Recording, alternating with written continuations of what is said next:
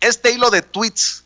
Grábenme, muchachos, permíteme, Manuel, leer este hilo de tweets que publicas y que me parecen muy interesantes en momentos en que en redes sociales se ha lanzado un todos contra todos por lo que dice el Partido del Trabajo, que hay que analizar lo de la reforma que anunció el presidente de que la Guardia pase a la Sedena, la reforma eléctrica y la reforma electoral que incluye la desaparición de los plurinominales, y el Partido del Trabajo pareciera que no está necesariamente de acuerdo con algunas de estas reformas del presidente. Dice Manuel Hernández Borbolla, ¿deben desaparecer los plurinominales?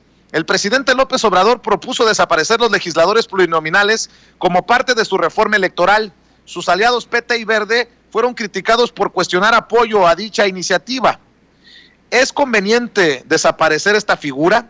Antes que nada, conviene entender bien qué son los legisladores de representación proporcional, también conocidos como plurinominales, cuyo objetivo es proteger la expresión electoral cuantitativa de las minorías políticas. Los legisladores plurinominales son asignados mediante una fórmula tomando como base el porcentaje de votos obtenidos por un partido político en una región geográfica. En la Cámara de Diputados se eligen 200 de 500 diputados por esta vía.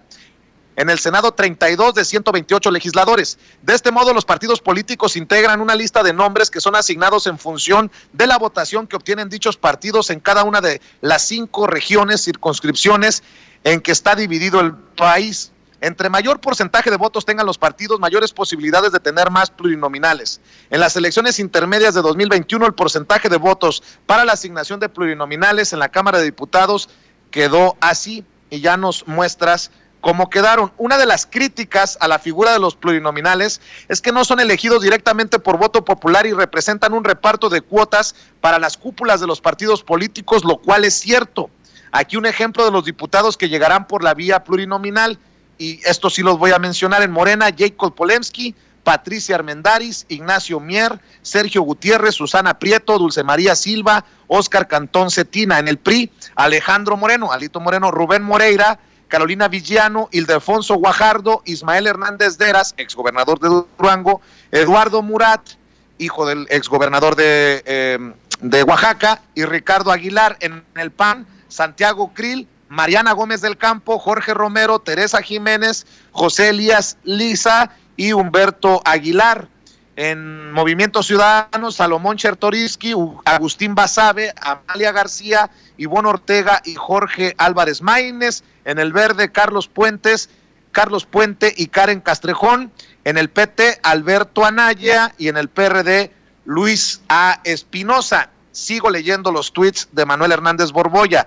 De este modo, de las 200 curules disponibles en la Cámara de Diputados por la vía plurinominal, se definen en función del porcentaje de votación que obtuvo cada partido. Indirectamente, esta figura sí depende del voto, aunque las cúpulas partidistas definen a los personajes. Ahora, para entender qué tan conveniente es la eliminación o la permanencia de los plurinominales, tenemos que entender el contexto histórico en que surgió esta figura. En tiempos del presidencialismo y la hegemonía del PRI, los partidos de oposición realizaron un boicot al no presentar candidatos para competir contra José López Portillo en las elecciones de 1976. Esto con el fin de evidenciar el autoritarismo y falta de democracia en México. El boicot tuvo un efecto, pues evidenció el simulacro democrático en México. Ante esto, el PRI se vio obligado a impulsar una reforma política con el fin de liberar presión a la olla express del descontento social que se estaba gestando ante la falta de democracia. Esto explica la histórica reforma política de 1977, en la que se incluye la figura de los legisladores plurinominales por primera vez. Dicha reforma también flexibilizó los requisitos para el registro de partidos, una fisura al autoritarismo del PRI. Con las elecciones de 1979 para renovar la Cámara de Diputados, la reforma política permitió que fuerzas como el Partido Comunista Mexicano y el Partido Socialista de los Trabajadores pudieran tener representantes en el Congreso, pese a tener poco más del 2% de votos. Los plurinominales o las plurinominales permitieron tener un Congreso más plural ante el decadente sistema corporativista del PRI.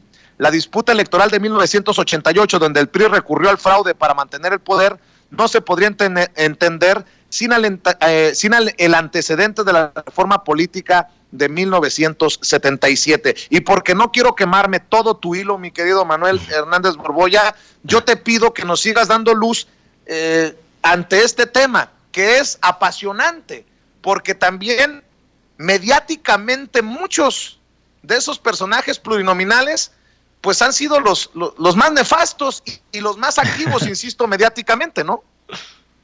Sí, pues es un tema espinoso, pero creo que también las simplificaciones en este asunto son peligrosas, porque mucha gente dice, claro, pues hay que quitar diputados, hay que quitar senadores porque nos salen muy caros y pues sí, son varios impresentables por esa vía, ¿no? Yo justamente por eso hice el hilo para matizar un poco y entender pues cuál es también la razón de existir de los plurinominales, cómo funcionan, que a mucha gente pues no le queda muy claro este mecanismo, y creo que a partir de ahí, de explicar cómo funciona y las razones por las cuales se impulsó esta iniciativa, que realmente pues es parte de una conquista política de la oposición en los tiempos más sombríos del viejo régimen priista, y que pues fue, a pesar de que fue un mecanismo que permitió una mayor pluralidad en el Congreso, y eso de alguna manera abre la puerta a elecciones presidenciales competidas, como ocurrió en 1988, donde el PRI se tuvo que imponer mediante un fraude electoral, pues abre toda una nueva pues etapa en esta lucha por la democracia en México. Lo que es cierto es que pues habría que preguntarse también qué tan viable sigue siendo esta figura en el contexto actual, que ya tenemos un Congreso bastante plural, tanto en la Cámara de Senadores como en diputados. Tenemos un reparto de gubernaturas lo más plural que ha habido en la historia del país. Hay alternancia en la presidencia de la República con todos sus asegúnes, ¿no? Porque pues sería también como querer minimizar los recientes fraudes electorales, que también son un factor. Pero precisamente por eso esa fragilidad de la incipiente democracia mexicana, a mí me parecería peligroso en este momento quitar la figura de los plurinominales. Y te lo pongo así: ¿qué pasaría? Toco madera, como diría el clásico, que en algún momento pueda darse un giro hacia la derecha, hacia el fascismo, como ha ocurrido en otros países, ya sea por la vía electoral o por la vía del golpe, en el que se resten espacios de representación a la oposición.